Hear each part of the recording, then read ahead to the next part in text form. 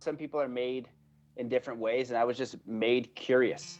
And I still have it. I still want to read. I still want to experience. And now I'm kind of at a point of more relaxing into whatever this is, relaxing into the realization that I am enough, and that I don't need to do or be or have anything to be worthy, that I can go about my life and just share what I'm passionate about and continue to focus on what my bliss is, which is sharing this with others, which is helping others, which is traveling the world, which is, being around amazing people. And then I continue to design my future. And as I do, I am able to do that and experience amazing things with amazing people.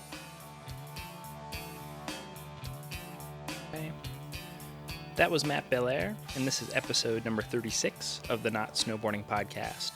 I'm your host, Nate Mousson. First, before we get into the episode with Matt today, I want to address the gap in time between episodes here.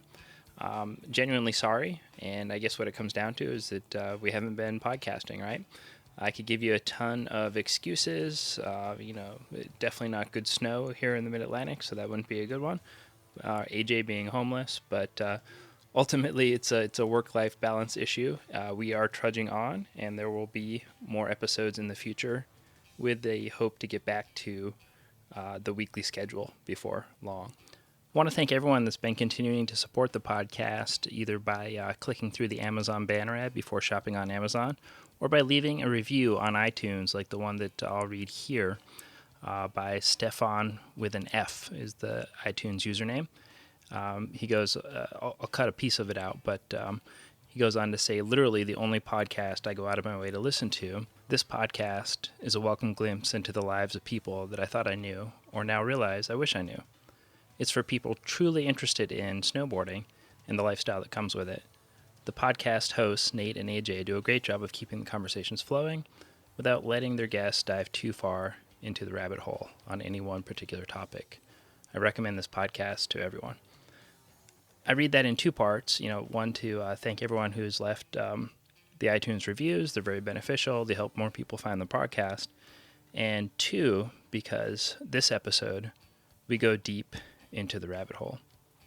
So I was trying to figure out some way to introduce Matt that would put a little tidy little bow around who he is and what he does. But as you'll hear in the podcast, even when he introduces himself, it's different every time.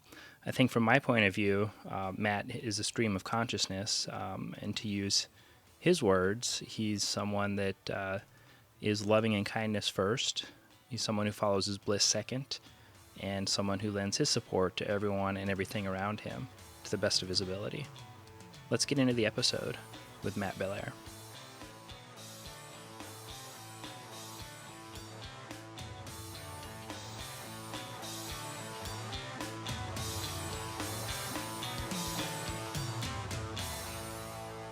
So, Matt, I don't know how much you and AJ got to say hi to each other, but AJ is in the Lake Tahoe area.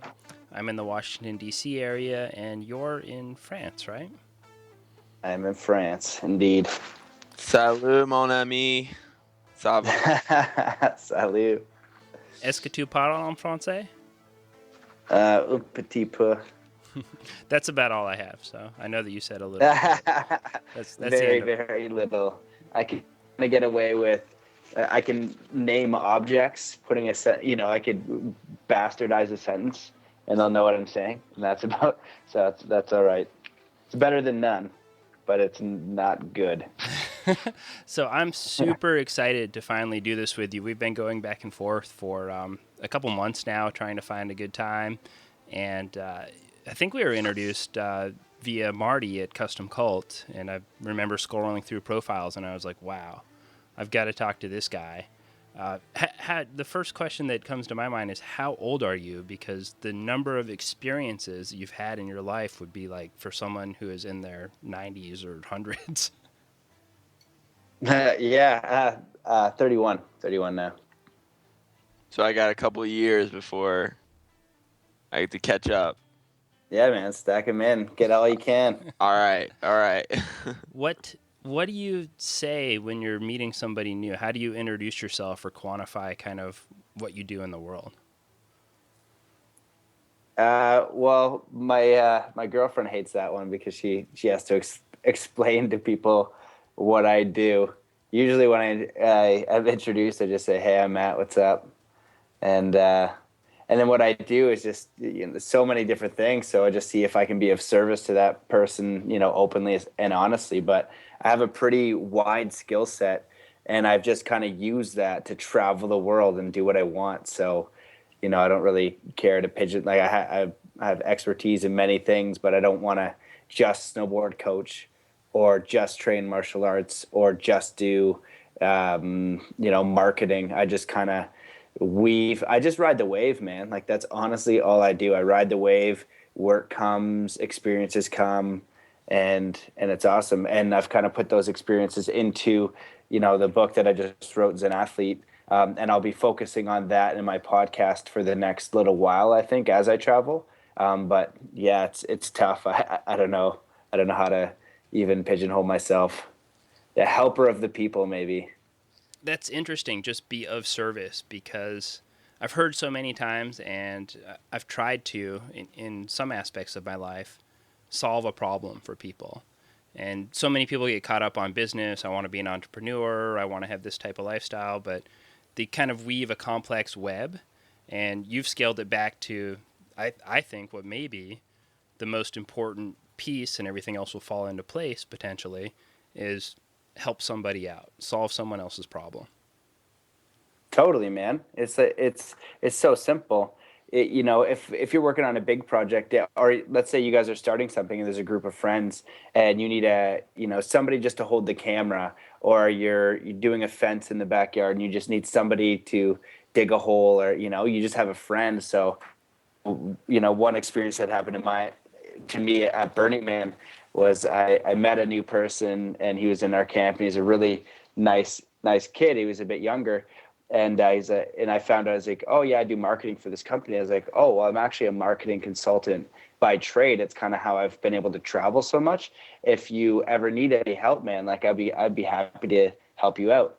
And he goes, yeah, man, when it's coming to Burning Man, people were like, you're going to network so well. And I was like, no, dummy, not networking, friendship. It's like, these are the skills that I can help you with as a friend. And like business is so second. And if something I do helps make you a ton of money, sure, give me some. But if I've got the time and we're congruent, and, it's not one person just taking from another, you can just create a relationship. And that's how anything solid is built. That's so funny. Someone told me once, he's like, some people network to get ahead, and some people network to make friends. You know what I mean? And yeah. And I can see that with people. You can see the people that are like trying to network, trying to like connect with other people to get ahead, to get like something out of it. Totally. And you can see that. And there's nothing wrong if they're doing it, openly and genuinely, right? Say, Sure. Hey, I have this great service. It's nice to meet you. But this is my service. Just do it. I don't know, just honestly, right? And genuinely, you could be the guy who just does lawn maintenance, going around and be like, hey, like, I'm just networking. Nice to meet you, Bob. Like, how are you? Cool. This is what you do in life. I actually mow lawns. Like, let me know if I can ever hook you up, man. That's a service. But you're doing it genuinely, and you're meeting a guy. You know what I mean? There's kind of like, I think it's with your intention and who you are. You can do it in two different ways. Yeah, and absolutely. I think some of it gets lost, and from my personal experience, gets lost in that more complex web. Because, so say you're a sales guy and you have to go to a conference, and you're going to have your business cards, and then you have a number of contacts you have to make.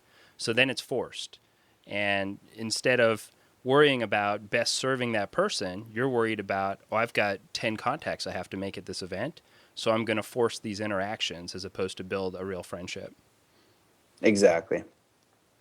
So what is going on with the book that you just wrote?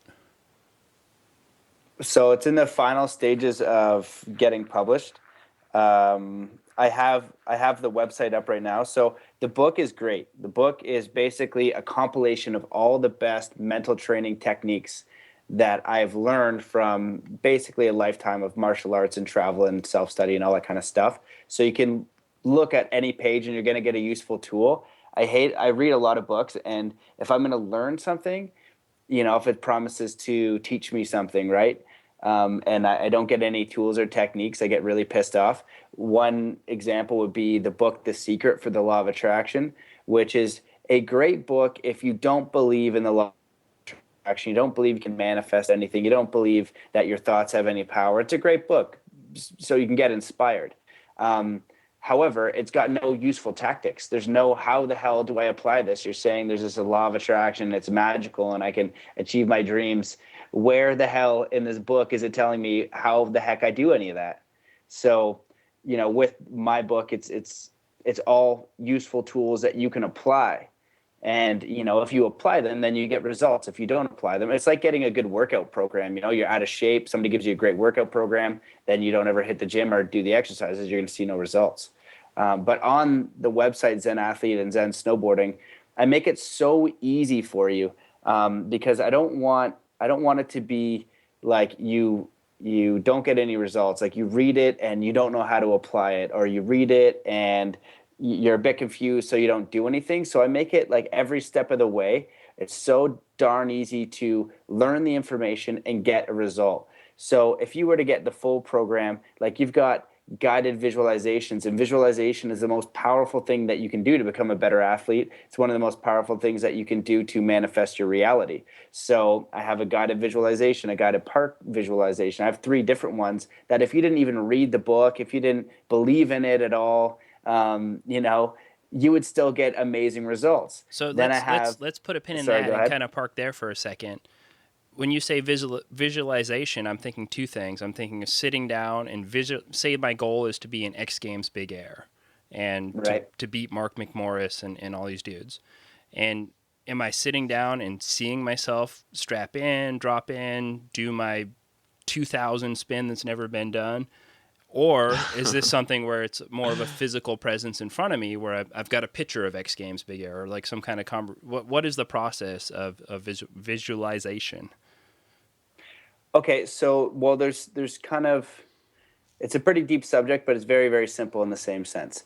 When you're on the mountain, you can visualize your trick before you do it, and you can do it in third person, which is disassociated visualization, or you can do it in first person, which is associated visualization. And in first person, you're kind of seeing yourself do the trick. You feel what it's like to go through the air. You're looking through your eyes.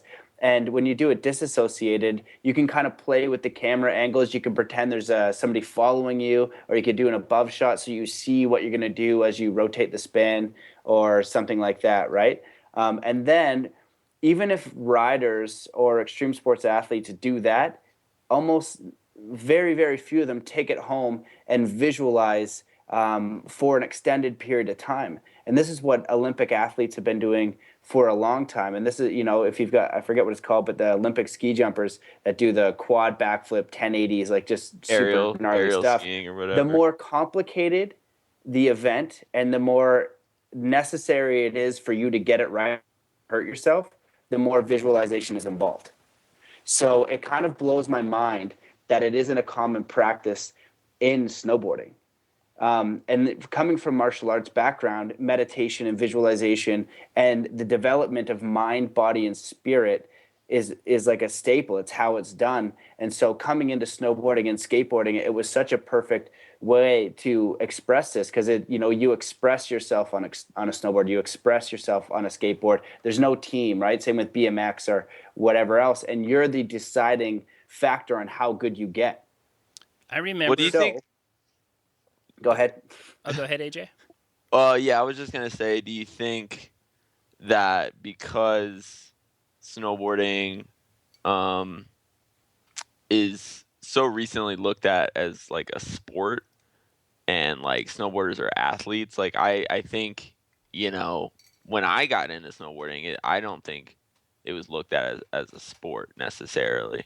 It was like, I don't even know. It fell into some weird, and it's weird for me to like call snowboarding a sport and athlete. Like I always put that in quotes, because it's like, are we really athletes? It falls somewhere between like a sport and maybe I would say art, like performance art in some way.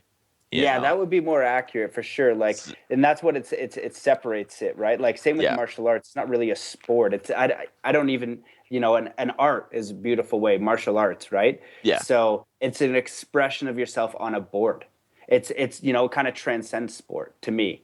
Anyway, so yeah, I don't think we have a word for it. I don't know if Nate, you've got a word for it, but I totally know what you mean, and I absolutely agree. But Yeah. sport is the best blanket you can kind of put on it. Right. Well, but now there are like things that like, people, I assume some big snowboarders have sports psychologists and like they actually train now and like, so they're getting to those steps of like even visualization and other techniques that can help them be successful. But Yeah, it's and such a new concept. yeah, and I think it's good in a sense, and also it can be misused or misinterpreted. It's not about going out and visualizing and training super hard and sucking the fun out of it. It's Right. about pushing your own limits. Going like if you're motivated, see how good you can be, and give it your all. Right? Be like develop yourself. So if you're going, there's nothing wrong with drinking and partying. I partied like every single day in Whistler for years. But did that serve me as an athlete? No. Did it help me express myself on my snowboard? Really, no. So if I could have balanced that better, I would have been a much better snowboarder, and I can be. So it's kind of, what you can use snowboarding, skateboarding, and all of these extreme art expressions as a tool to grow as a human being. And all of these tools transfer into life. Fascinating. So we kind of took a bit of an aside there. We were going into all of the different pieces that you've built into the book. Do you want to kind of continue to give us a little bit more of an overview on that? And then I would like to understand when you started down this, what I would call kind of a non-traditional path. Okay, yeah. So for me, I've always just wanted to travel the world, always just interested in mind power. So growing up as a martial artist, when I was coaching snowboarding and in traditional sports, it still shocked me that people weren't using just simple tools that I had used in martial arts for so long. So the book, I was a compilation of these techniques, and I was like, okay, I got to put this all together. So I wrote the book, but then you've got guided visualizations. So you can do a guided park visualization where I guide you through snowboarding a snowboard park. Then there's a guided pro takeover. So you imagine you're a professional snowboarder, whoever your favorite rider is, let's say Mark McMorris, because if you're trying to imagine a move you can't do, it's hard for your brain to kind of figure that out. So just by associating into another body, it automatically dissolves all of those limiting beliefs. So you could just sit and you can pretend you're Mark McMorris or Haldor, whoever you want to be, and just do that every single day. Then I've got a snowboard, or there's in the Zen athlete program, it's just a general sports hypnosis, which again is the same thing through meditation. It's all kind of the same blanket when you look far enough into it. Meditation, self-hypnosis, neuro-linguistic programming, visualization, all that stuff means is learn how to relax your mind so you're not thinking, and then visualize the thing that you want very, very clearly. So that's why guided really helps, is so you have somebody to talk you through it. And I even have one for park, or one for rails, one for jumps, and I even have binaural beats. I don't know if the listeners know or you guys know about binaural beats, but it's a frequency you play in your ear that puts you into a more focused state. And I have a perfect day programmer. So I have all this stuff in there. And then I know, because it's for kids, man, it's for younger people, and it's for anybody who wants to, achieve their best or understand their mind a little bit more, understand what their limiting beliefs are, how to achieve whatever the heck they want. One of my mentors is Michael Lozier, the author of Law of Attraction, and his book is NLP. He's the opposite of The Secret. So you go and you don't believe with the Law of Attraction, you don't believe in mind power, you don't believe in any of that stuff. If you watch him speak for an hour and a half, you'd be like, yeah, man, that makes sense. I can apply this right now. So I know kids aren't going to read, so I took the most important parts of the book and I put it into 8 freaking videos so they can just push play, because I know they're lazy. And then I so badly want people to start doing this so they realize, like, holy shit, it works. Because I'm studying under, and Nate, this, Dr. Joe Dispenza, who all he's doing is through meditation, through these ancient techniques that we've all known, he's helping people cure themselves of all these terminal illnesses, cancer, all this stuff documented scientifically. And I'm going in February and to his advanced workshop, and that's where he brings neuroscientists and he hooks you up to EEGs, and he has Kundalini experiences. He has people talking about out-of-body experiences. And these are things that I've had as a meditator, as a weird person. Lucid dreaming, I can, within 3 days, I just do a process and then boom, I'll be back to lucid dreaming every night. So he's bringing the science to stuff that we've known forever, but it's not popularized. So through sport, my hope is to popularize this so people are like, holy shit, I can do anything. Anything. If I can become a good snowboarder, I can create this business, or I can, I don't know, like have a fulfilled life or whatever the heck that is. And they start thinking about what they really, really want to do. And then they go out and do it because it's completely possible. They're the only ones holding themselves back. So I think that you said that kids are lazy, and I don't think that that's always the case. I think that there's a hurdle or an apprehension around some of the things that they're unfamiliar with. And I don't like the term, but I'll say it anyways, is that I think that maybe when I start to hear, I'm a listener of the podcast, and I hear binaural beats and linguistic something and all these other things, I'm going, oh, this is woo-woo. These guys are totally crazy. And I'm just like, it just got shut out. I think that that's the hurdle that you're able to cross and interpret. And the guy that you mentioned before took a very interesting approach, which was saying, hey, you don't believe any of that? Fine. Here's the direct path. Here's the actionable path. And that sounds to me like what you've done with the book. It says, hey, you don't believe any of that? Fine. You want to get to the X Games Big Air? These are the steps to take. Start here. Do this. Work your way up. Yeah, totally. And I don't mean to say all kids are lazy. People are lazy. I'm lazy. Sometimes I don't want to read a book, so I want to make it as easy as possible. So it can be a lot of work. So I make it just as easy as it can possibly be. And, when you're younger and you've got distractions and you've got all of this, it's harder to do all of these things, to sit down to read a book and all that kind of stuff. I didn't really start personally until I was in my 20s reading a lot. So basically just want to make it as easy as possible for people to get the results. Not like, hey, this is very fun, and when you're done with it, you're not going to know how to do it. It's like, any part of it at any point, you can apply it now. I think kids are so, I don't want to harp on reading, but they have to read as a job. When they're in school, Exactly. There's so much stuff that's and it's man, they don't understand that there's a reading for fun, entertainment. You can do it personally and it can be enjoyable and you can get a lot from it, and it doesn't have to be work where all Totally, they have so much that it's just work, and they're like, oh, I need a break. I didn't come to that realization until I was out of college, because you're reading everything that they give to you, and I was like, constantly. Oh my God, the library is the library is amazing.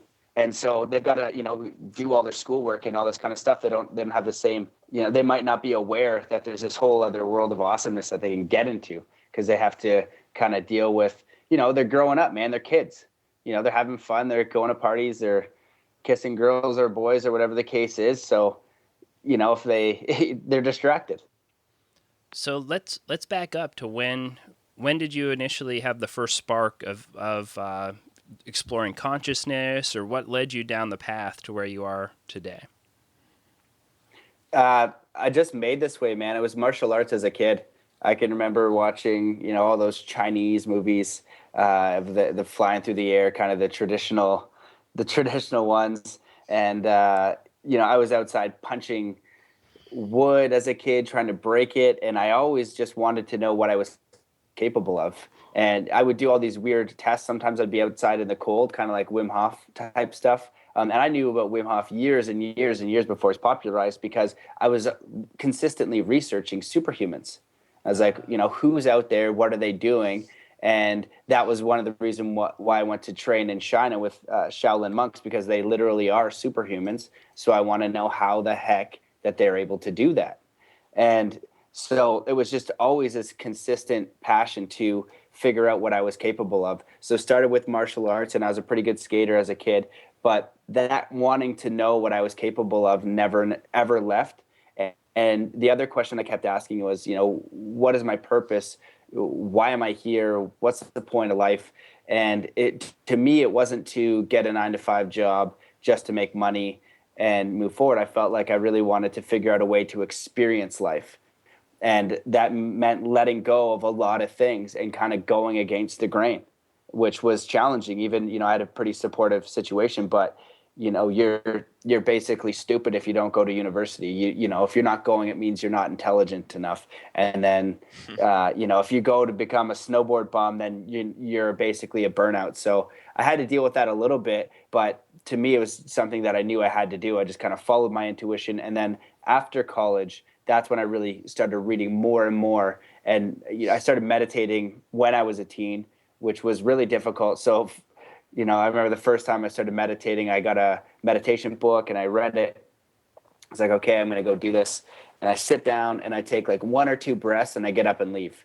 And that was it. And then the next day, maybe 10 seconds, and I got up and left. And I don't know why, but I kind of had like the tenacity to keep going. And then I was able to do 10 minutes and then kind of 30 minutes. And then I would meditate between, 10 and 30 minutes a day pretty consistently for quite a while. So it was just this, some people are made in different ways, and I was just made curious. And I still have it. I still want to read. I still want to experience. And now I'm kind of at a point of more relaxing into whatever this is, relaxing into the realization that I am enough. And that I don't need to do or be or have anything to be worthy, that I can go about my life and just share what I'm passionate about and continue to focus on what my bliss is, which is sharing this with others, which is helping others, which is traveling the world, which is, being around amazing people. And then I continue to design my future. And as I do, I am able to do that and experience amazing things with amazing people. So you hit on so many things that I want to come back to, and definitely Wim Hof. We had a conversation about that when I first connected with you a couple months ago, and I kind of threw it out there thinking, this guy's going to think I'm crazy, and you schooled me on him. so that was really cool, but we'll definitely come back to that. What is the meaning of life? Well, I think that's a question that everybody has to ask themselves, right? So whatever answer that I could give is not your answer. And that's the challenging one. So for me, I think it changes. Even for me, it can change from day to day. But for me, the meaning of life is just to be alive, is to experience it, is to grow, is to be present, is to be loving, and to be kind. And when you are in love, in service, in kindness, and in awareness, and in presence, you are experiencing life. When you go for a walk and you are able to see your surroundings, it's the whole Zen thing where they'll meditate, but they give the same reverence of meditation to sweeping the floor, of doing the dishes. It's the same thing. They're in awareness. They are in presence. And as we are so usually caught up in our minds, just kind of thinking and thinking and thinking all the time, we aren't connecting with actually being alive. And the whole thing with Zen Athlete too, that my point and my hope for it is that I want athletes to transcend sport. It's a way that I can get young people, or really anybody, to start thinking about the bigger things, start to think about, yes, I can create my reality, and start to take control of their thoughts. Because as people who don't have control of their thoughts, they don't have control of their emotions either. So they react. And the starting point of that is being able to clear your mind. It's surprising to me when I work with professional athletes and I say, okay, well, we got to, first step is to clear your mind. They're like, I can't clear my mind. You can't clear your mind? I was like, that is like step one. That's like the basics. You have to be able to do that. So if you can imagine that we take every, school kid across the board and he's in grade 3 and we teach him just the basics of the mental game. So we got step 1 is clear your mind. So we teach him a quick breathing technique or something, something along those lines. Really simple. He clears his mind. He's about to take a basketball shot. Then we teach him or her to visualize the basketball shot going in, right? So we teach them the process of proper visualization. And then we teach them probably the most fundamental thing of realizing that you are the creator is always choosing the most powerful and positive perspective in any situation. So they miss the shot and then they get laughed at. What's the most powerful and positive perspective we can have in that situation? I want to hit the next free throw. I want to feel okay about myself. I want to improve my skills. I want to know that I'm worthy even though I suck at basketball right now. And if we can do those three things and we can gift our young generation just that, is extremely powerful. So it's like if you're on your snowboard and you want to do a backflip for the first time, clear your mind, visualize success clearly, and then if you mess it up, you got to choose the most powerful and positive perspective after that, because if you dwell on the fall, well, now you're hardwiring that fall and that fear and that experience into your brain, and it's going to make it a lot more difficult to do it again. How much when you're like coaching snowboarding or mentoring like any kids, how much of that negative thinking hinders their ability to be successful? It's everything. Yeah. It's everybody. And it's not just, it's anybody, professional, kid, semi. It's all your belief system. The sky isn't the belief system, or the sky isn't the limit. Your belief system is. And to go one step further with this, my hope with it as well is, like, you take LeBron James or you take any professional athlete, their level of happiness, is not solely to do with their sport. Like, they could be miserable, and a lot of them are, and it's kind of sad. So that you think that they have the world at their fingertips, but really they go home and they're not that happy. They deal with all these kind of stresses. So this kind of helps you to say, Dominic Cruz actually just said something so awesome. He just recently re-won the 135 pound UFC belt, and he was interviewed, and Ariel Hawani said, "Is this the happiest moment of your life?" Because he came back from 2 injuries, this crazy story, years of rehabilitation, wins, and he told him, he's like, "No, this isn't the happiest moment of my life. The happiest moment was when I realized I didn't need the belt to make me happy." That's awesome. Wow.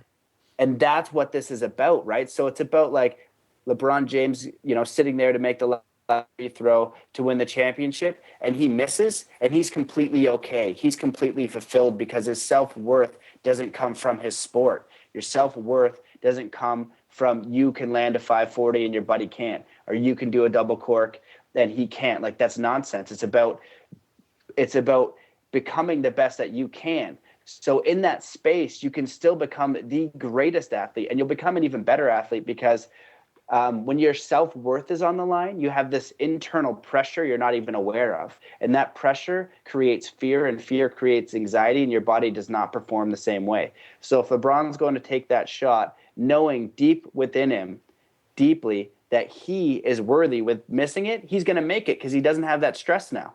He's like, okay, cool. I'm going to be good if I make it or not, but I'm going to make this because that's my choice. Here we go. Calm my mind, visualize it, bam.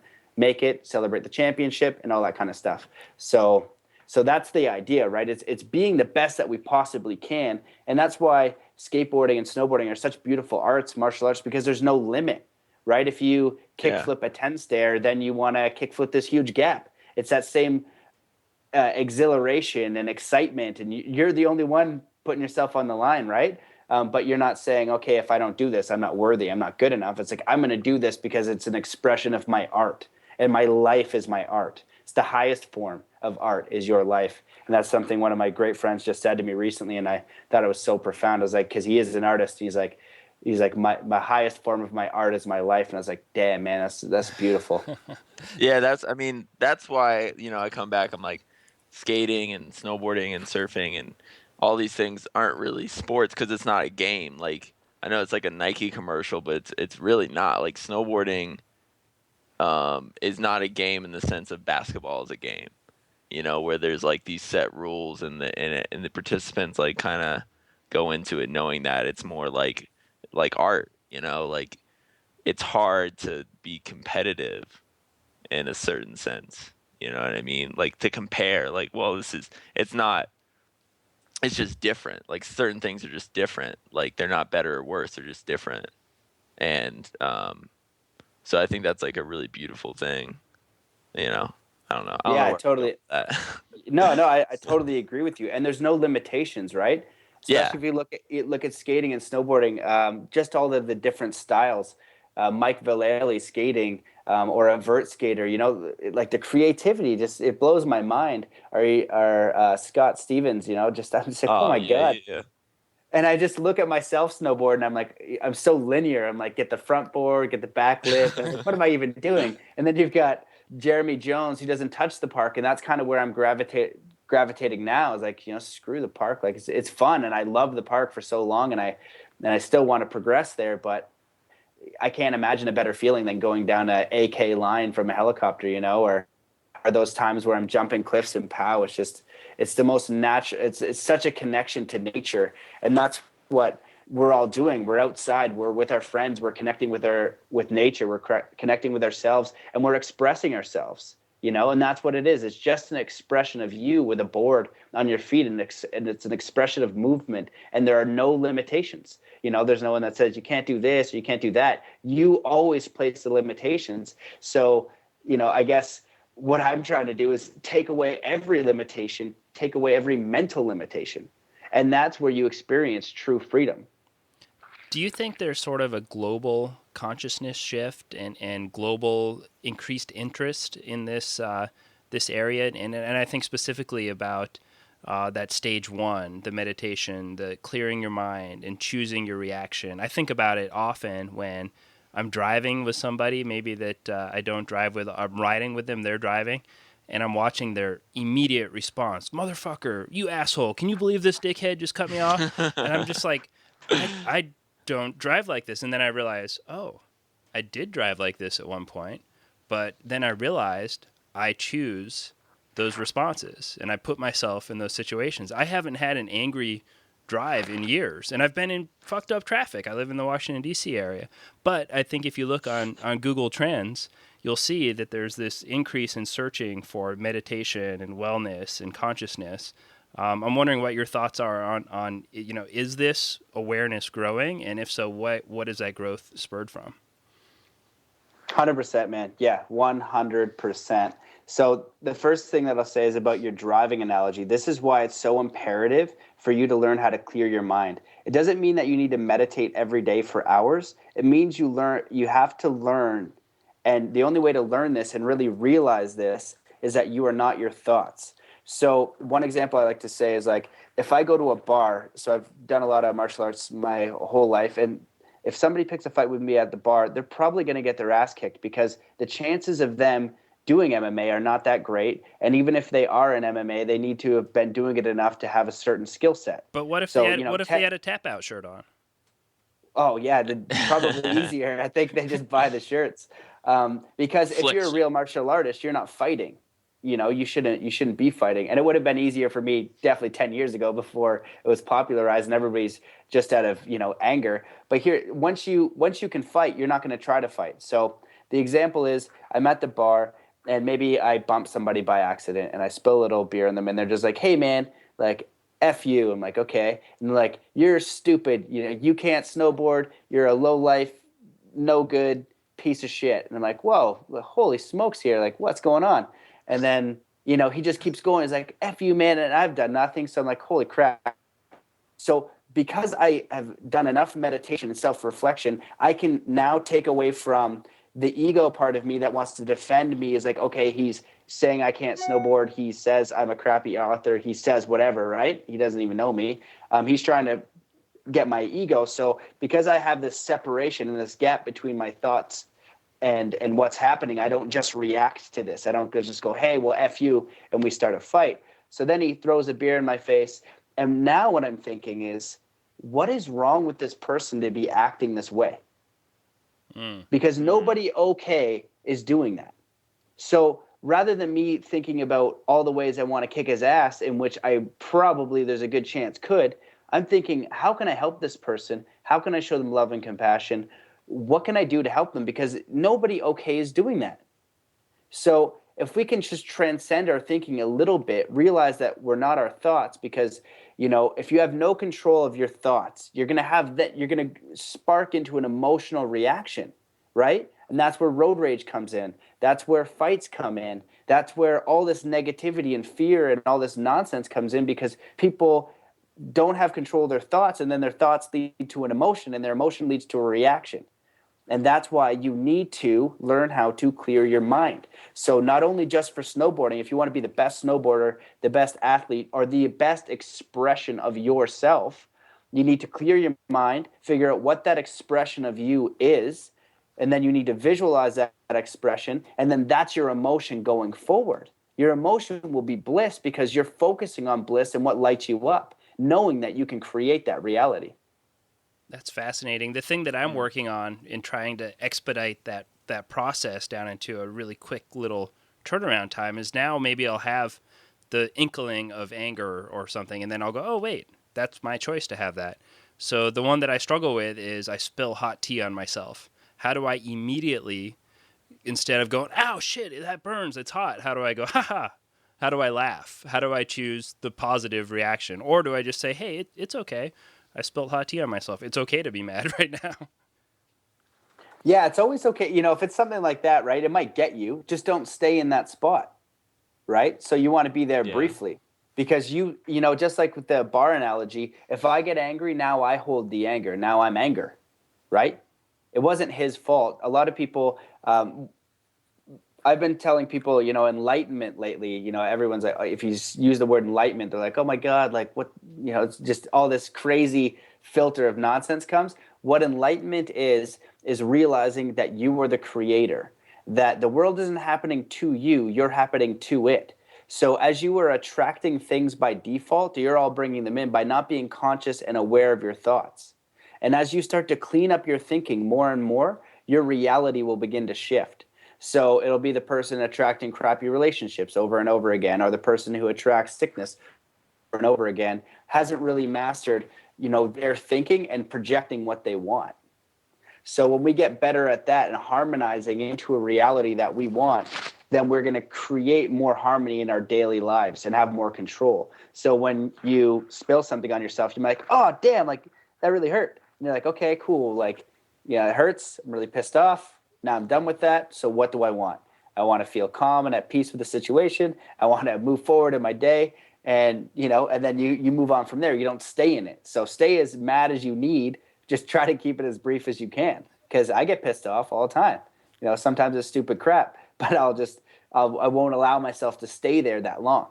I think many people get caught in a circle, and myself included, of not focusing on what they want, but knowing and focusing on what they don't want.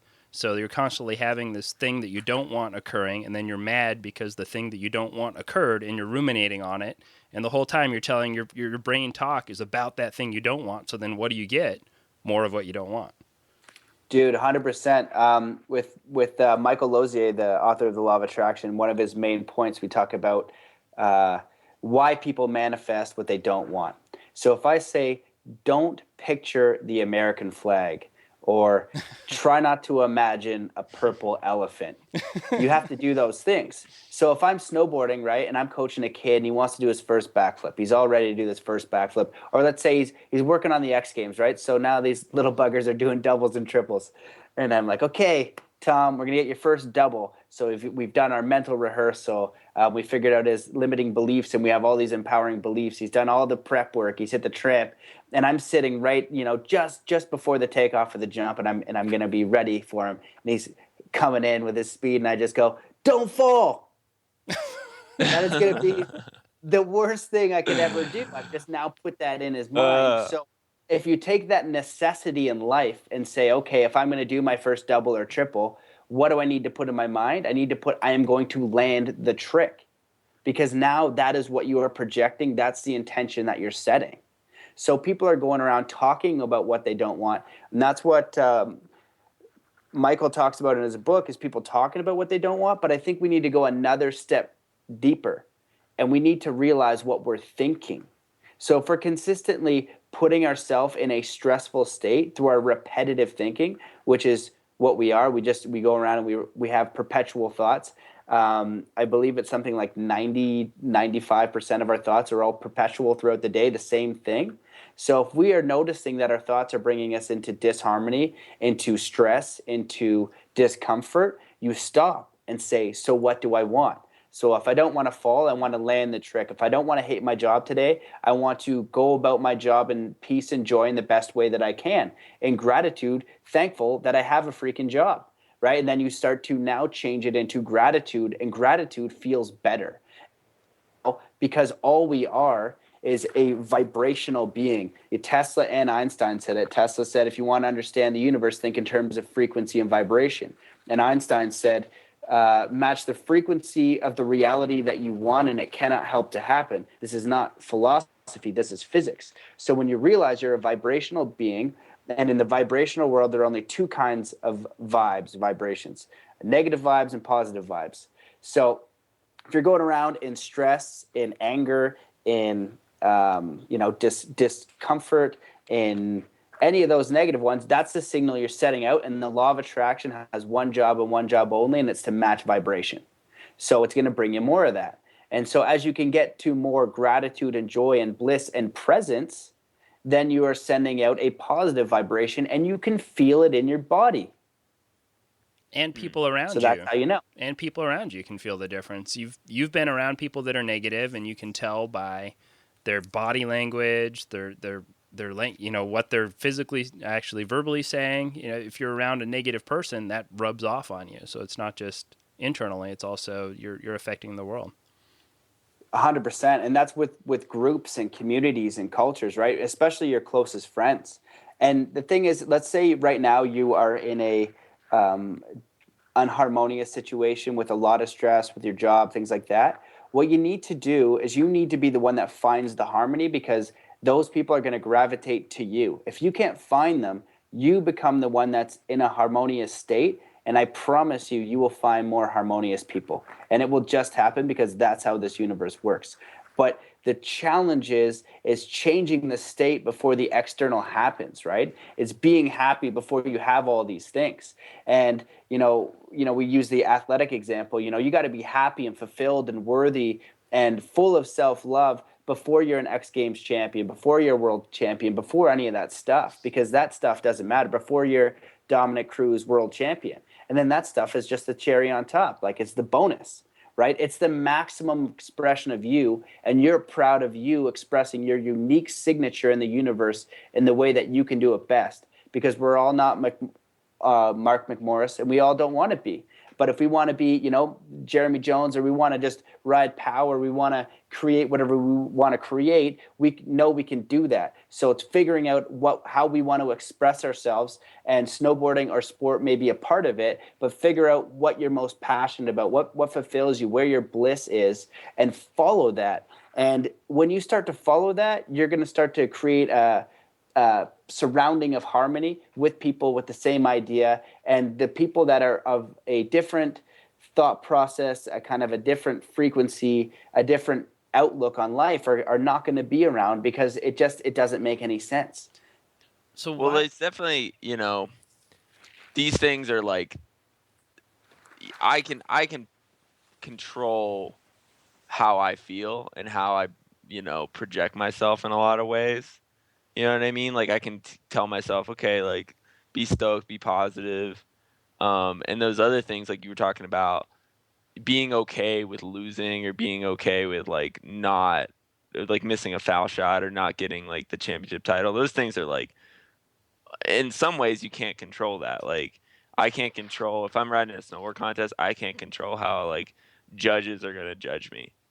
Like, I just can't, So, like, being comfortable with, like, doing, your own personal stuff, like working on your own stuff that you can't control, is, like, a huge hurdle, I think, because so many people are, like, going, oh, I need to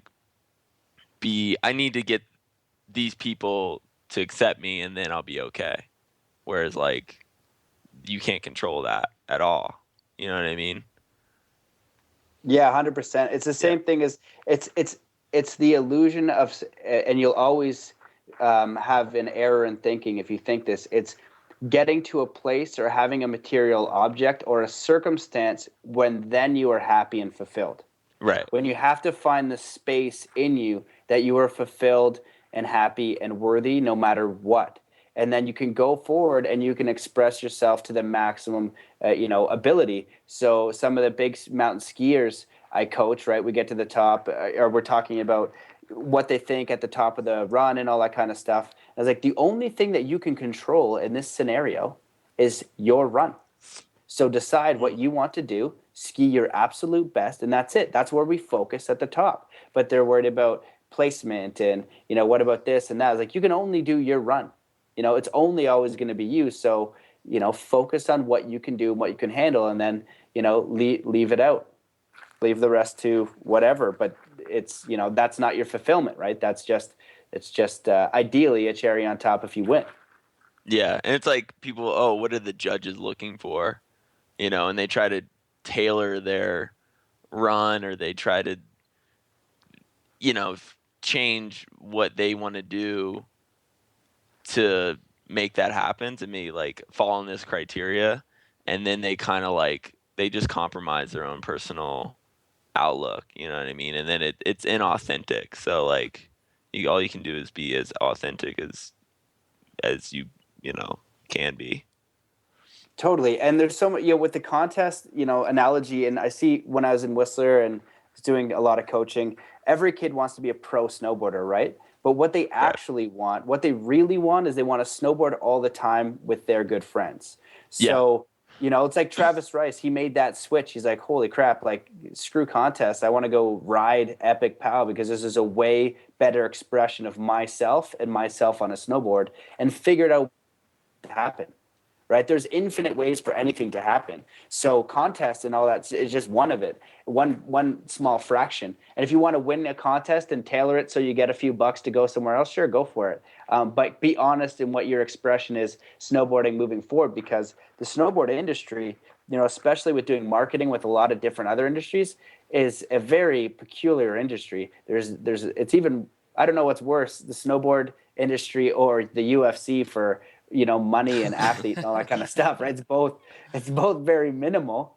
So ideally you want to figure out, how can I create a life where I can snowboard, all year round, or, through sponsorship or whatever. But it's not just through sponsorship, not just through a company. I'm sure there's many other ways that you can figure this out if you can kind of open your way of thinking.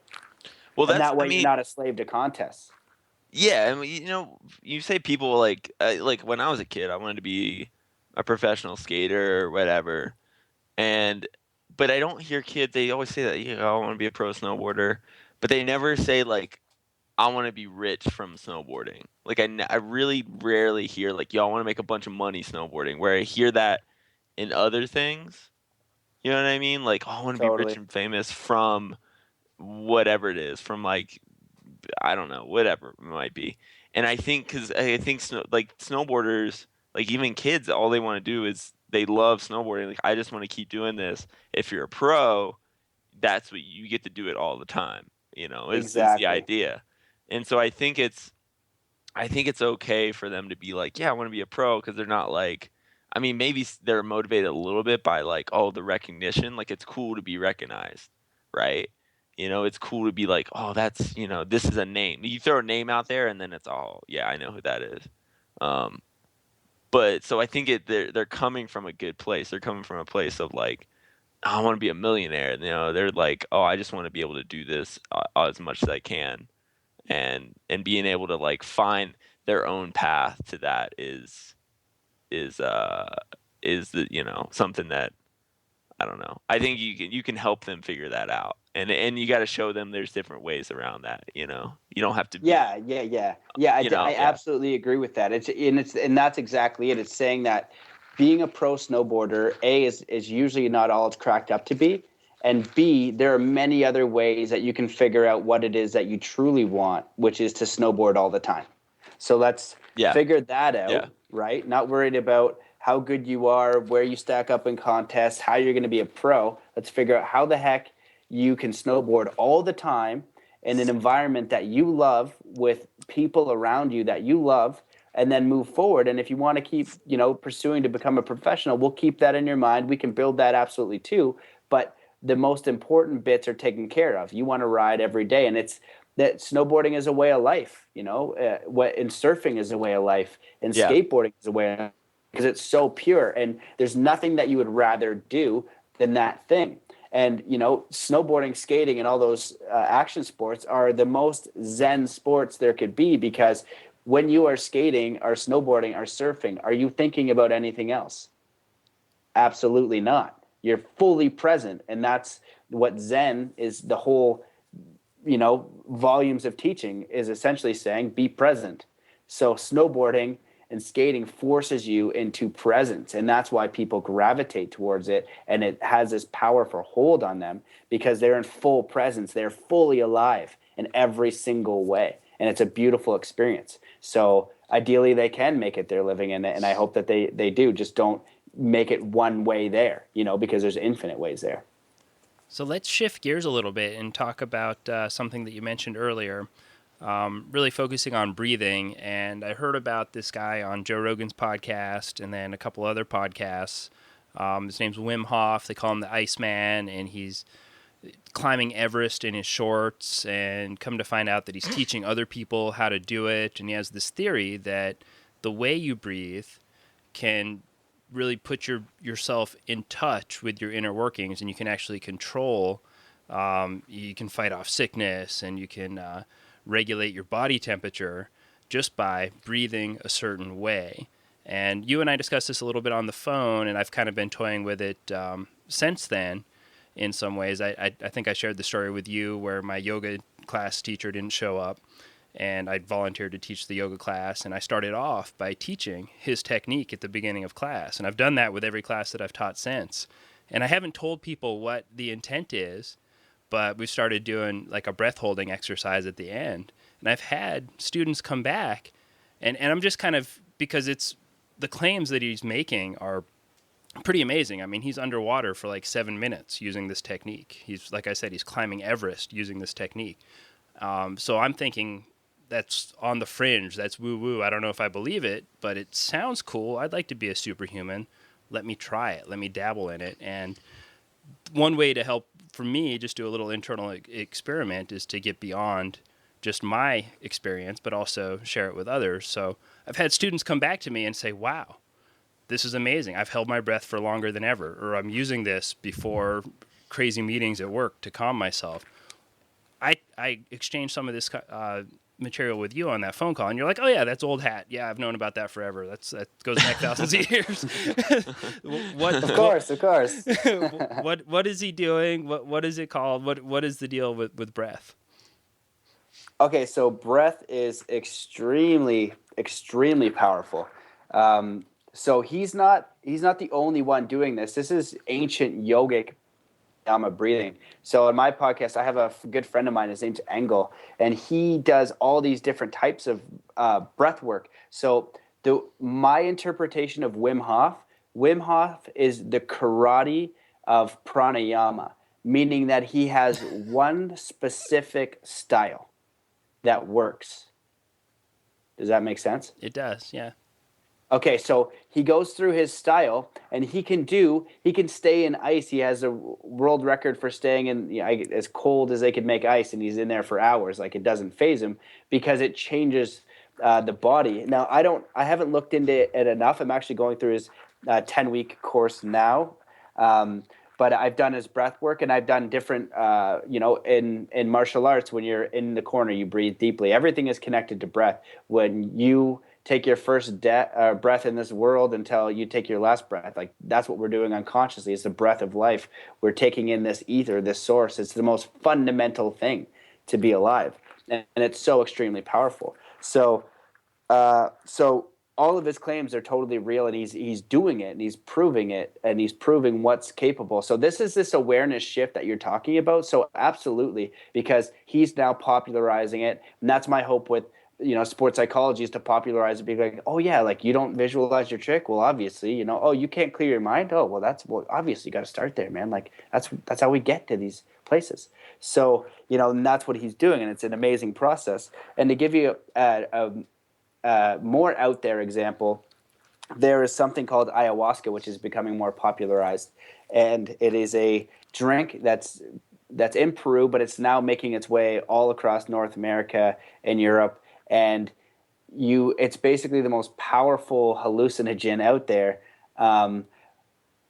But it's unlike anything out there. Like it's just such a transcendent experience, and everybody who does this drink and so it's this drink of just two plants that you mix these two plants together, and you have a very, very powerful hallucinogenic experience.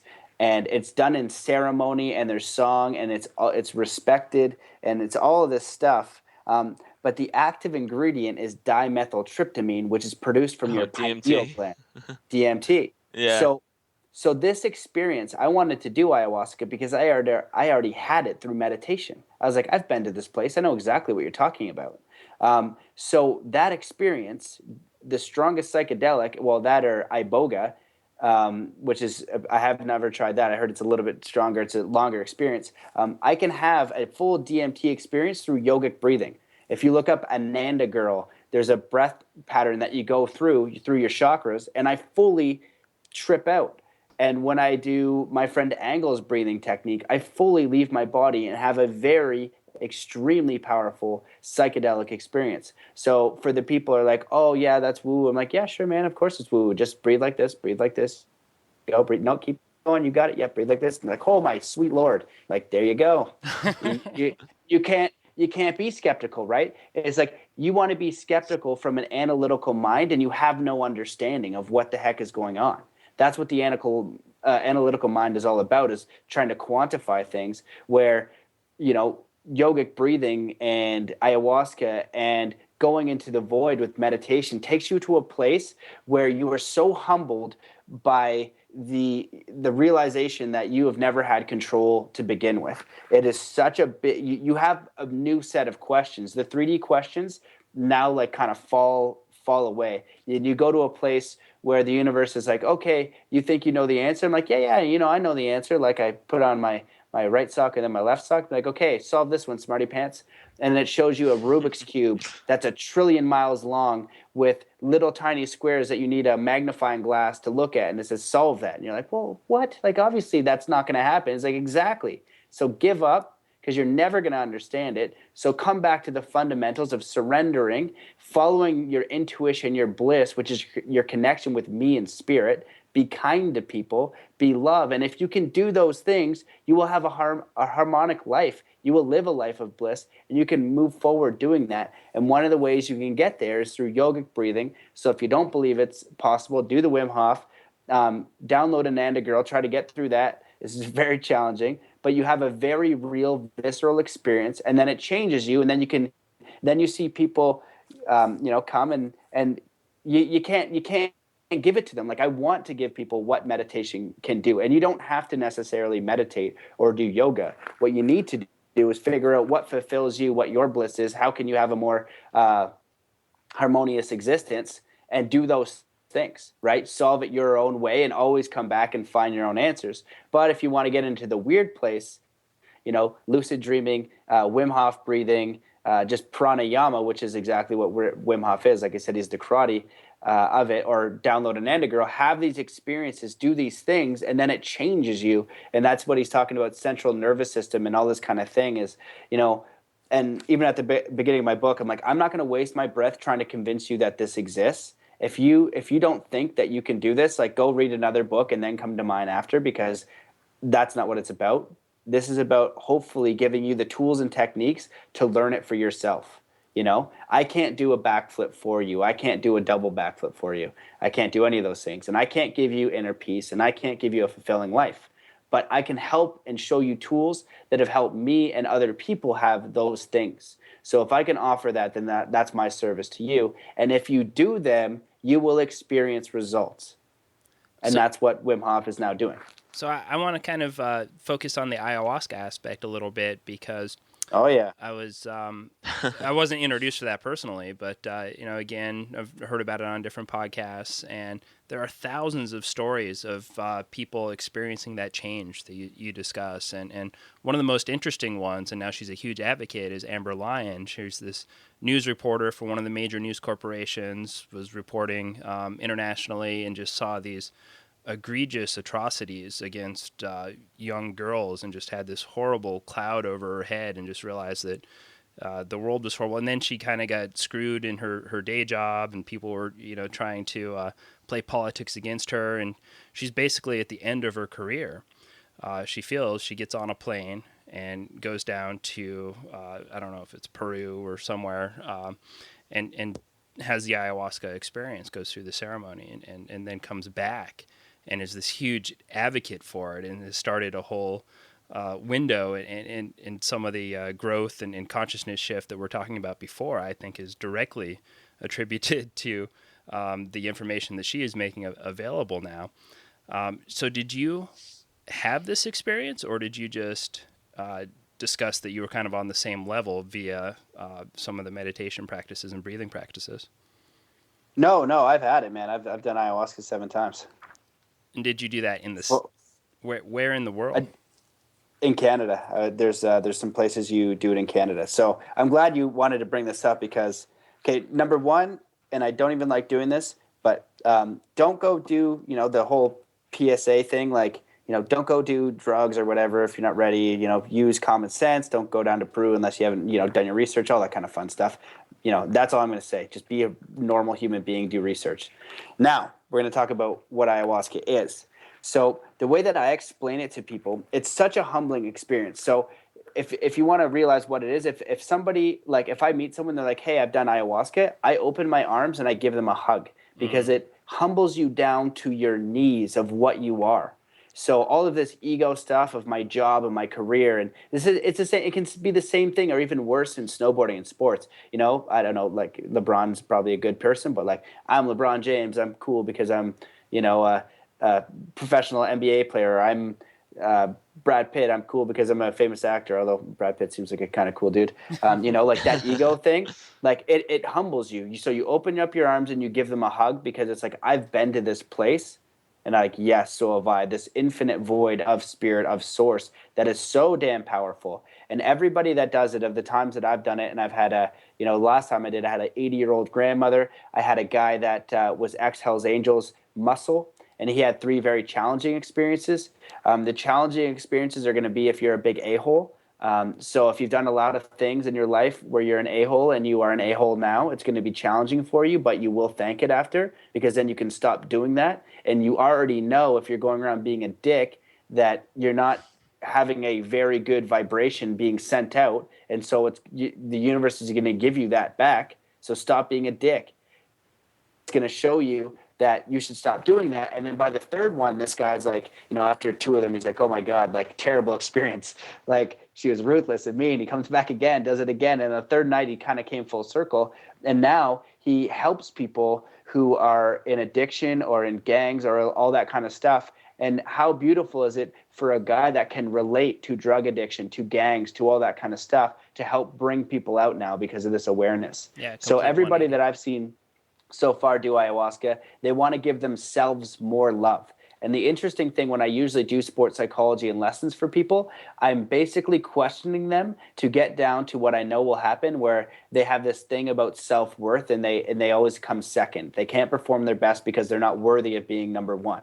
Greg Braden says we have 3 universal fears: not being loved, not being worthy, and not being accepted. And in the work that I've done, I can definitely say that's true. And even in my own life, feel like that's true as well.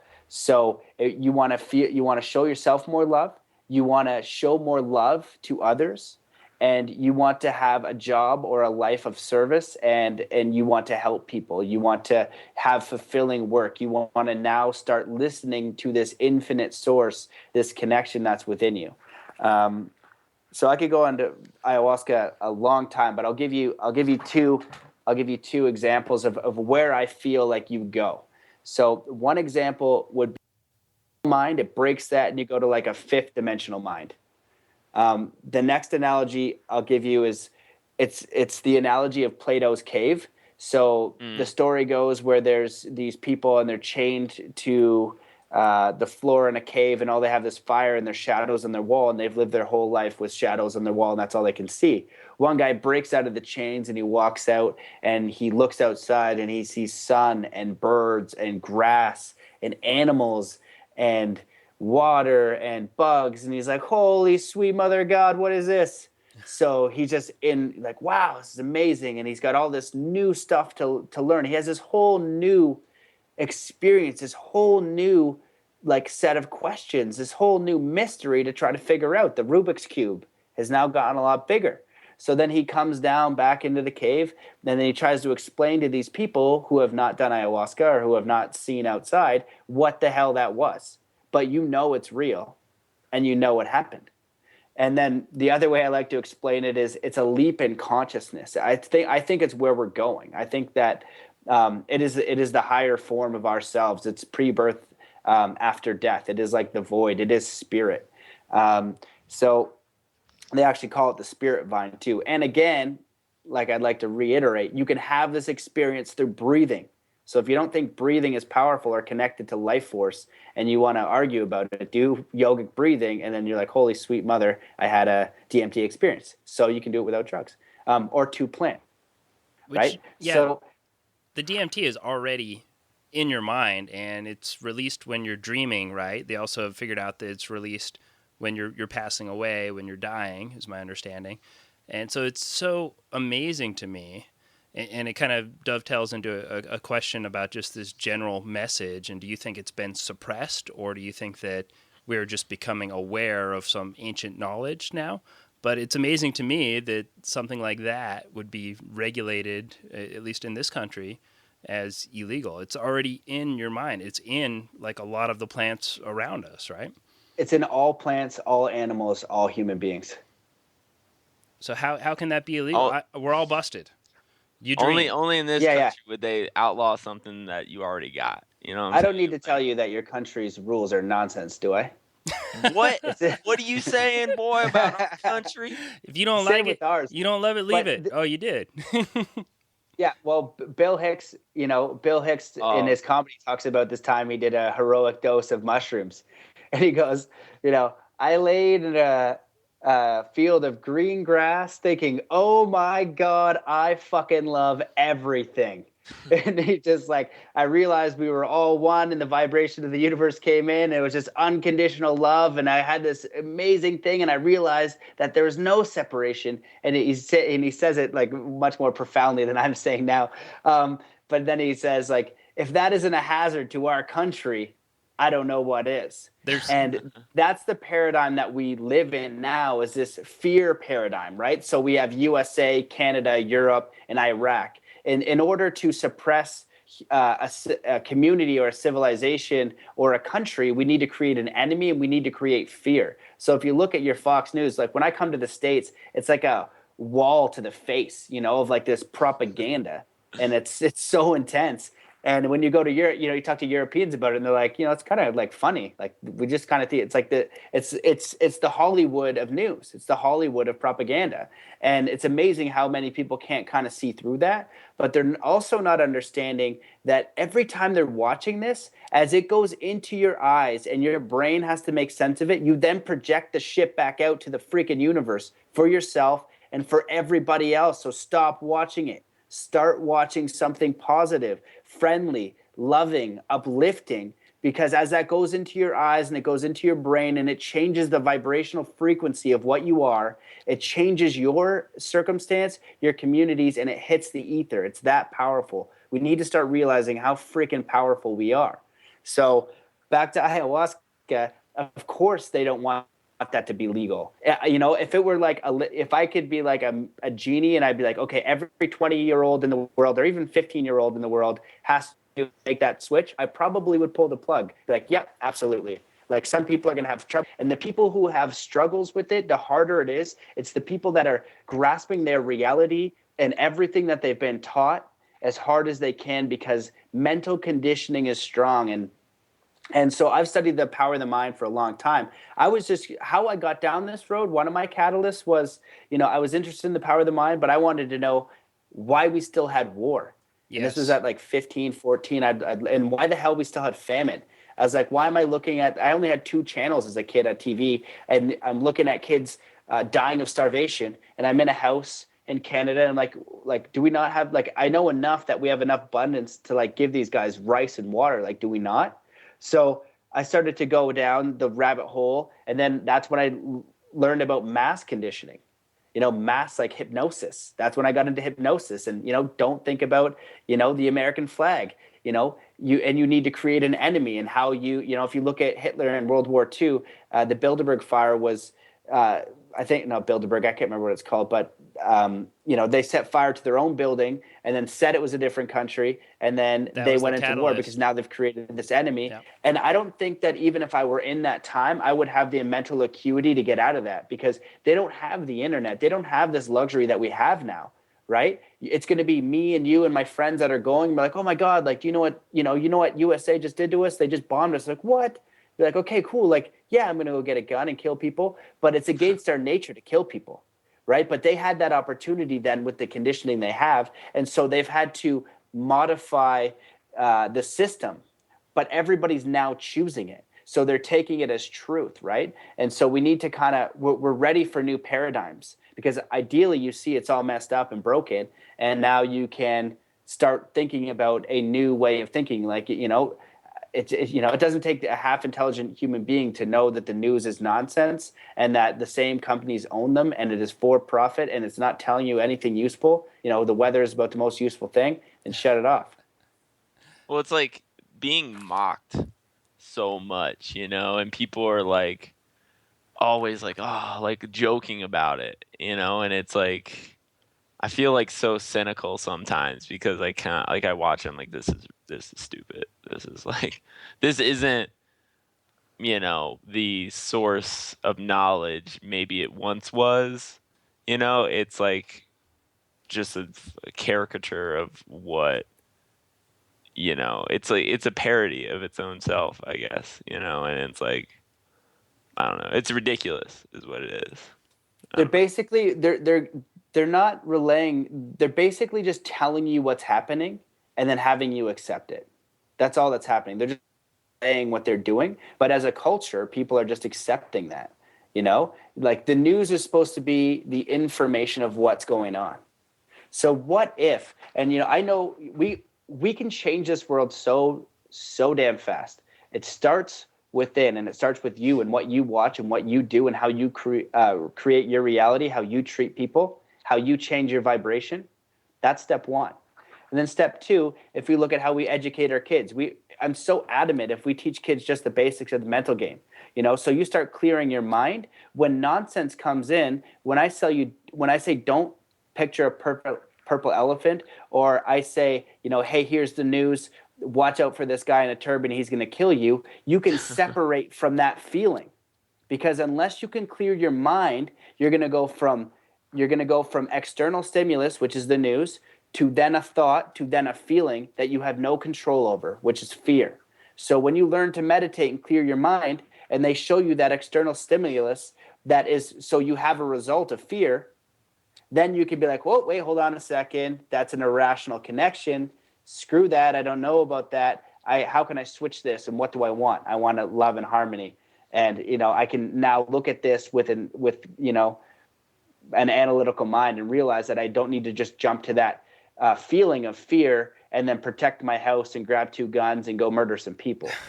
Well, it feel like it's always like war seems really ridiculous to me, like, well after, like, the United States is not enemies with really anyone we've fought with.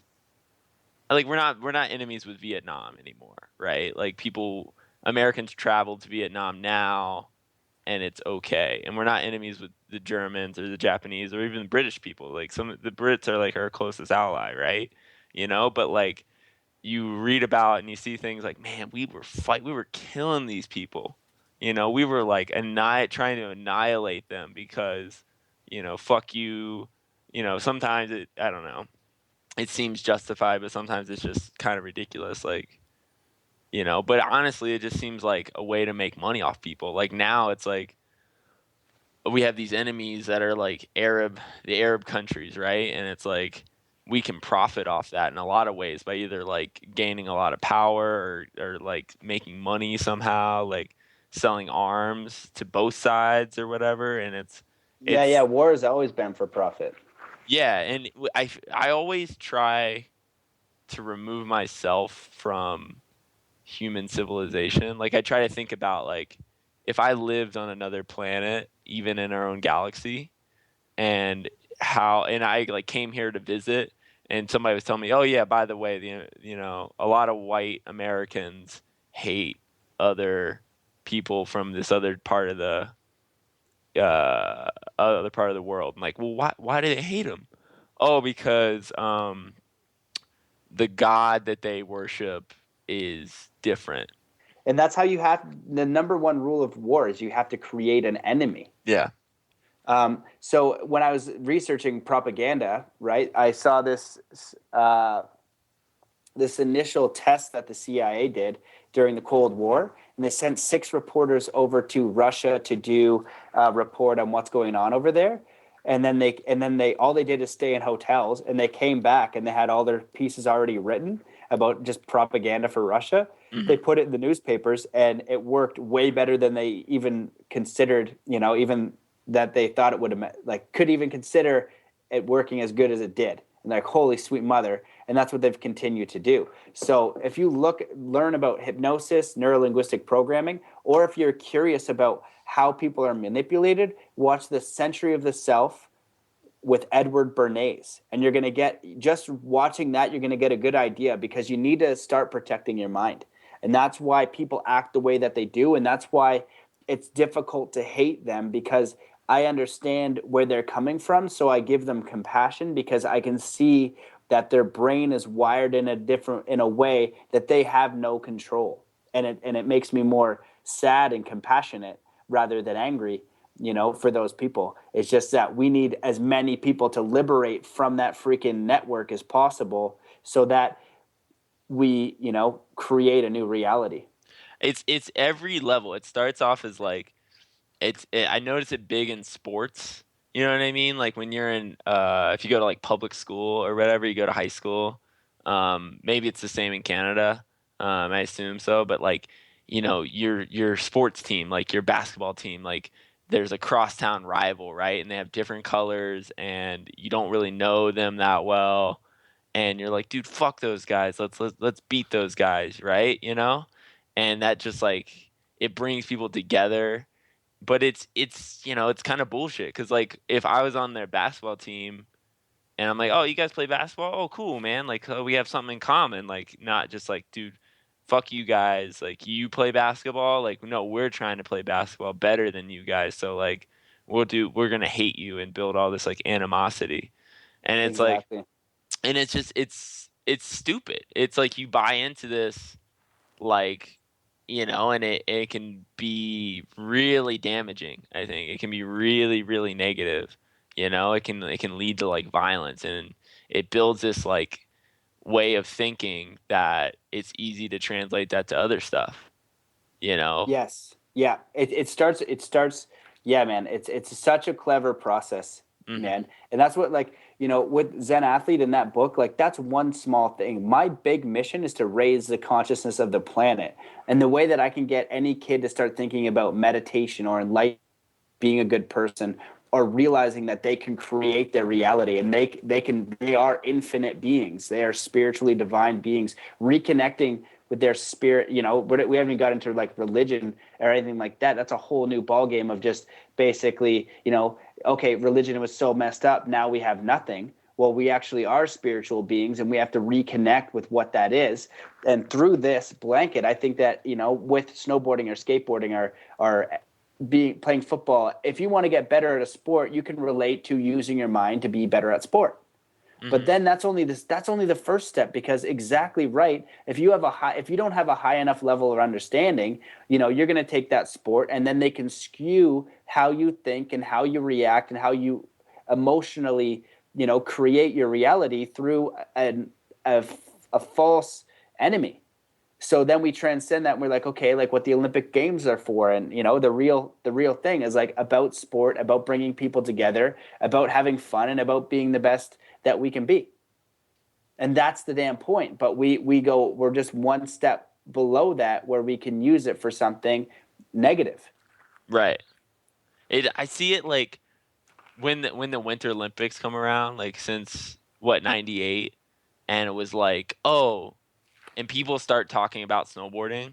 They start talking about every Olympic sport. Like, like you don't really pay attention, or at least in America, doesn't pay attention to Olympic sports until they're in the Olympics. So it's like snowboarding's there, and then it's like whoever from America is put on a pedestal, and then people are noticing, like, dude, we won the gold medal. Like, what are you talking? Like, I don't look at snowboarding like, oh, America's team. I look at snowboarding like they're just individuals. Like the last Olympics, I watched it and I was like, dude, Yumi Hironi, he's my favorite. He is my favorite snowboarder at that Olympic. I want to see him do as well as he can, right? Because I thought he personally, like how he rode, looked the best to me. But he was Japanese. But I don't, it's like I don't care. It's not like a team thing. It's not like, I've never been to Japan. I'm not Japanese, but I like him. You know what I mean? But then the Olympics just tries to builds teams and builds like all these, like, it's almost like nationalistic. And it's nationalism. It's a dirty word in a lot of circles, and it's a hard subject to broach with people. They automatically go to the joke I made earlier. Well, if you don't love this country, then leave it. Well, it's not about this country. It's about the point that we had before, is that we're all on this planet, in this universe. Like, we're all part of these ecosystems, and all that you're focused on is these lines drawn on a map that you happen to be born in, and that's your fucking team. And everybody else you're against, that's a little weird to me when you start to really think about it. And it was like, because Shaun White got 4th or 5th or whatever, he like fell, and that's all people could talk about. And it's like, dude, why don't you talk about this 13-year-old kid from Japan that is sick? Yeah. You know what I mean? Why is that not on the news? Like, yo, this kid, look how good his style is. It's because they don't care about snowboarding. They don't care. They're not interested in snowboarding. They're interested in putting numbers on the board for their team. So let's totally shift. And hold on, I was just going to add the one thing is that, like, and the snowboarders, I think, are great ambassadors for that bigger picture. Mm-hmm. They're on the podium. They're all cheering each other on. Yeah, they want to win, but they're like, dude, we're just all riders. We're happy to be here. Mark McMorris got second, and most people in Canada anyway, but it's debatable in the snowboard world, thought he won. And they're like, Mark, like, a lot of people thought you won. Like, how do you respond to that? He's like, man, he's just like, I was just out there having a great time. Like, I'm super grateful that I got to ride. Everybody was amazing. Congrats to Sage. He had an amazing run. Like, like that's what it's about. Yeah, it's a bummer. I wanted to win, but it's about something bigger, and it's not to be bastardized or distorted for ways to manipulate a person or a population, which it is. And worldwide, and that's what I mean about compassion. Worldwide, the States has the heaviest conditioning. And what made me sad when I was, 18 and 19 and learning about hypnosis and learning about how you can actually manipulate a person through sales and actually how easy it was, I was like, oh man, like this is a bummer. And and it's not even people's fault. It's like how we're hardwired. And for me, like I've had that where I'm like, damn it, like, wow, like I'm supposed to know about this stuff, and I was just conditioned to do this and didn't even register that. I'm like, son of a gun. And that's how it works. Really, really powerful. So, we can educate those people by being the example. And if they're at a level of consciousness, you're not really going to be able to persuade them, like the 3D argument. That's why I love ayahuasca, because, you take that person, you give them a drink, they're not coming back the same. I remember doing ayahuasca with a guy that was in Canada, and he was a professor of psychology at a university. And he's like, hey, did you go to school? I was like, no, I'm like self-taught. I've read a lot of books through experience. I was like, I think that there is value in school, absolutely. And I actually talked to Michael Gervais as well, who's actually one of the top sports psychologists in the States. This guy is the man. And he gave me the time of day when I was, my early 20s in Whistler. And he's just like, yeah, I heard you, it was somebody I knew was coaching. And he's like, yeah, like this guy, Michael, does sports psychology. So we had a beer in Whistler, and I asked him, I was like, do I need to do school for this? He's like, well, he's like, from my perspective, he's like, you can learn a great deal in school. But it is, that piece of paper is really, really credible. But what I've found too is like, this can be a very natural, you can learn this naturally. This can be a natural gift. So he's like, I think with everything that you said, you're definitely on the right track. And this was years ago. Shoot, I kind of got sidetracked there. But anyway, Michael Gervais is a good guy. And something about conditioning, but I forget it now. I think maybe you're trying to close the loop. Yeah. Sorry to talk over you, AJ, by saying that you're being conditioned to go to school. Yes, and it's so bloody expensive, man. It would be like, if I wanted to do that, it'd be like 40, 50 grand. Yeah. Just to say, and then, education is basically stolen intelligence. Because I didn't go to school for sports psychology, I have no value. I'm a dummy, right? So don't listen to me because I don't have a piece of paper that cost me 40 grand. But I can learn those same things and even, have experiences that you don't have. Oh, yeah. And so basically, so I was having this sit down, and there was the professor beside me, right? He had never had ayahuasca, and so we had this kind of like friendly debate, but it was definitely 2 points of view, right? He did the ayahuasca, and I was like, what is it? What do your textbooks tell you about that? And he's like, I have no idea. And I was like, yeah, exactly. Like, welcome to my world. I was like, this is what I want to do with the mental game isn't tell you anything. It's help you to discover yourself, your infinite self. And these are real techniques that can do that.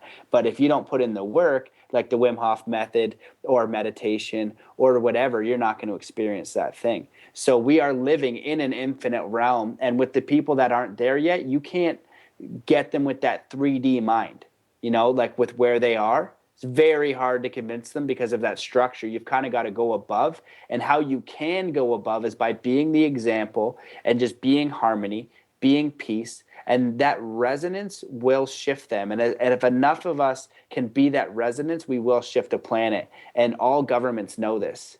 It's, you know what I mean? Like that we choose to give power to the governments. We can be a totally sustainable planet. And I know some amazing people changing the world and having a massive, massive impact right now. So you just have to wake up yourself and find these people, get part of movements, find your own bliss, stop worrying about nonsense. And you can have an extraordinary life, but you got to let go of a lot of bullshit that's been programmed in you. And a lot of people, and that's the challenging thing, a lot of people are like, oh my God, like, how could you make this choice? Like being a snowboard bum, right? People always say like, oh, when are you going to come back to the real world? Like, well, I wake up and I go in the mountains, I meditate, I do what I love most. I'm around great people. I'm in nature. Like, what the hell do you think real life is? Yep. If it's in a cubicle having a 9 to 5, and the way that I say is like, look, I'm not saying that's wrong, but if you feel like crap, if you don't feel fulfilled, if you are not living in your bliss, then maybe, if you've got a family or something, it gets a little bit more complicated. But I know a lot of people in the mountains with families and have different jobs. They work the exact same way. It's just slightly different. What they do with their kids is they go tobogganing every day. They have time for ice skating. They go for walks outside. But they have to let go of, having a Mercedes Benz and whatever else, right? They have to kind of let go of a lot. So what is your version of peace? Like, what is your version of bliss? How can you do that more? And then figure out the other stuff, because you can have everything. It's just start with what's most important first, so you're doing it on a daily basis, and then build the rest around you. I love it, man. And I feel like we've just scratched the surface of how deep I'd like to dig into some of these things, but we do need to start to wind down. As we do that, though, I have to ask you about a picture that you posted on your Instagram a while back, and it was almost like a little series. How did you make a friend and kind of, I don't even know if you'd call it taming, but you made a pretty good friendship with a squirrel. Okay, well, so I'm a strange fellow, right? And it's funny because you guys have pulled me back at the, a little bit and be like, okay, for like losing the audience are woo-woo, right? So I like it when you guys pull it back because I don't register that, and I don't even care to play in that realm as like anything out there. And that's like with what I've done in my life and with the book or whatever, like I am as out there as it gets. The astral projection, lucid dreaming, multidimensional realities. I don't care what it is. If there's like a process or a tool to do something strange, shamanism, like I am looking at it and I am trying that stuff because I want to know what the heck is going on. So that being said, me being a strange dude, I feel like I can communicate with animals and I like to see my connection. Now, because I believe in what, the power of visualization, as does Dr. Joe Dispenza, who's curing people and he's of all sorts of disease and all that kind of stuff. He also has another process that is something that I was doing my whole life, but not whole life, in my 20s, but he's a little bit tighter at, where you picture your ideal reality. So what your ideal life looks like, right? So you write it all down. So it could be like, I'm snowboarding every day. I'm making passive income. I have great friends around me. I have fulfilling work.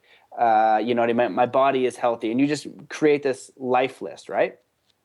So in my life list, and then you basically go into a meditative state and then you experience that life. And I do that every day. I think you guys earlier talked about like daily habits, or if that could have been a podcast another day, but that's one of my daily habits. I go in and I listen to this guided recording. I go into the void because I 100% believe and know in my being, just as much as I know how to tie my own shoes, that if I go into the void and I picture what I want, double backflip, triple backflip, the ideal life, it's going to happen because I'm sending out the vibration and I'm a vibrational being.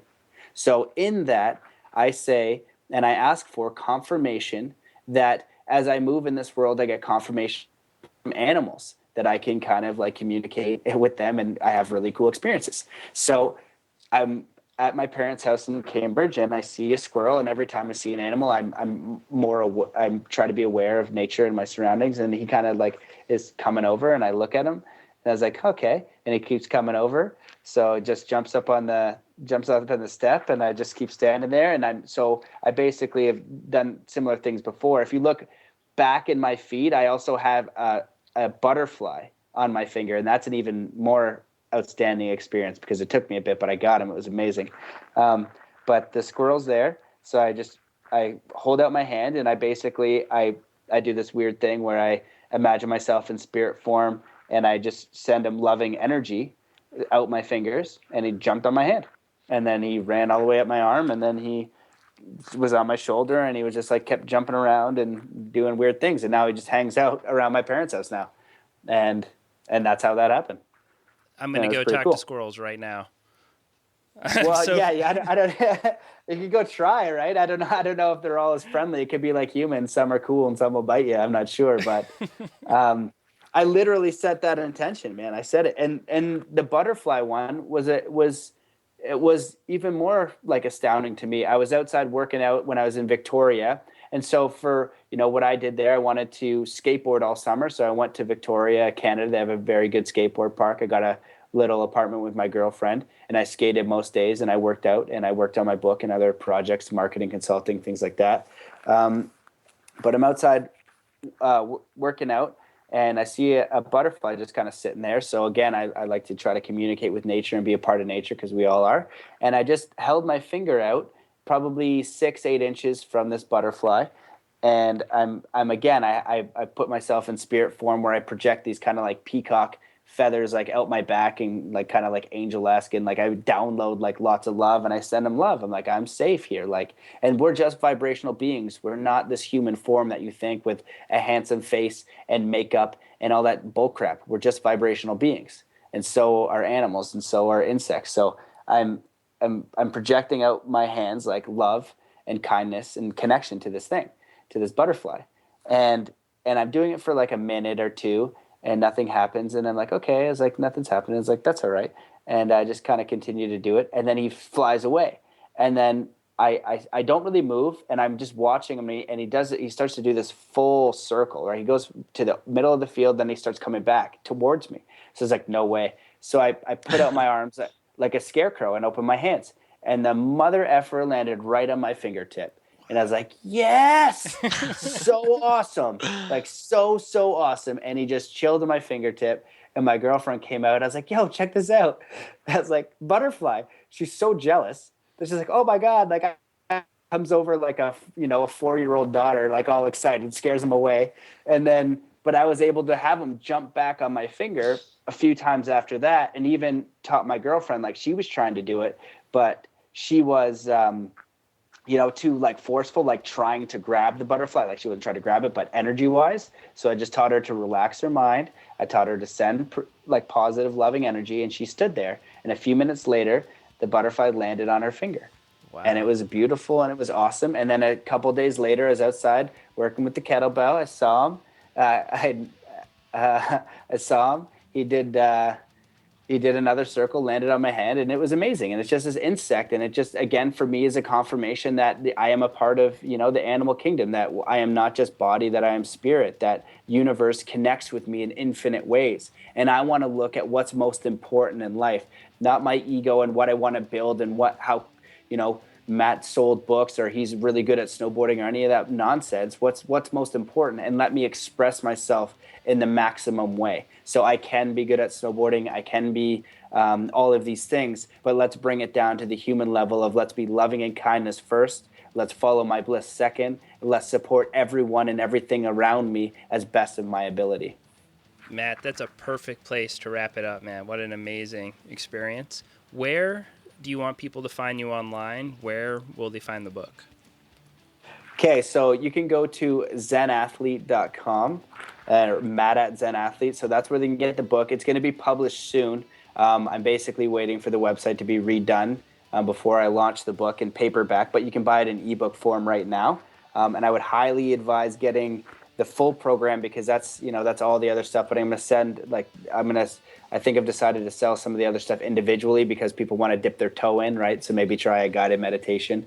And then the other really important thing that I want to say to people is that if you want the program and you can't afford it, write me an email at matt@zenathlete.com. Tell me why you love your sport, and I will gift it to you. I do not give a shit about money.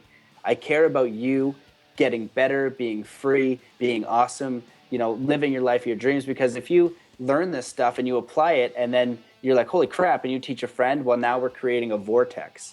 So all you need to do is send me an email, and I'm trying to figure out how I can have like 100% downloads. So I was going to sell it for like $1. And then in my marketing background, I know that if I sell it for $1, this whole program, where people think that it's valueless, there's no value to it. Well, it's extremely valuable. So I'm trying to figure out a way where I can keep the value high, but people buy it and they're like, oh, it's too expensive. I can't afford it. So if anybody has any good ideas for that, but as of right now, as it stands, if you cannot afford it, I will happily help you out. Just write me an email, tell me what you love about sport, and I'll send it your way.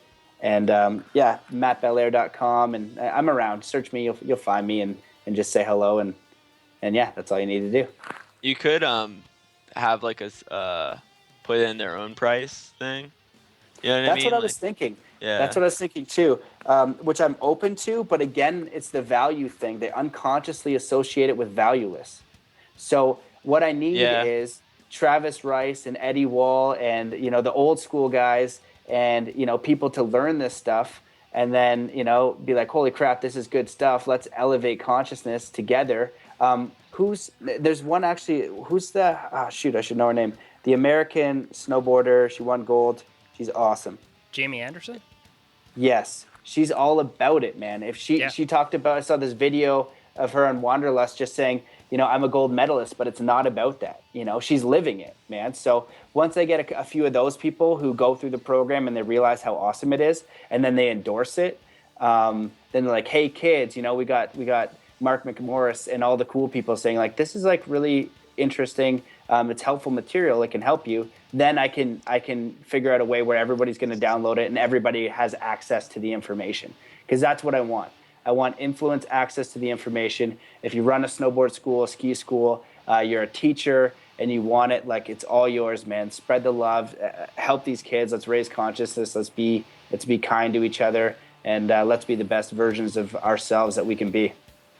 Beautiful, man. Awesome. Thank you. That's rad. I think we did it. I think we did. I mean, that was like I don't know, the most, it's been, what, 2 hours? Almost 2 hours, and it feels like we just got started. Like, I could talk about this all day.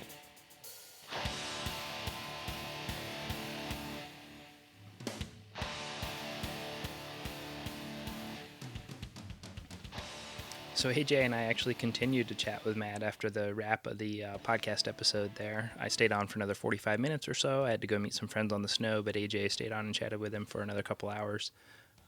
Super interesting dude, and we went even deeper into the rabbit hole on some topics after the podcast conversation. Again, thank you all for listening, and thank you for the continued support. Looking forward to future episodes. Until next time, peace.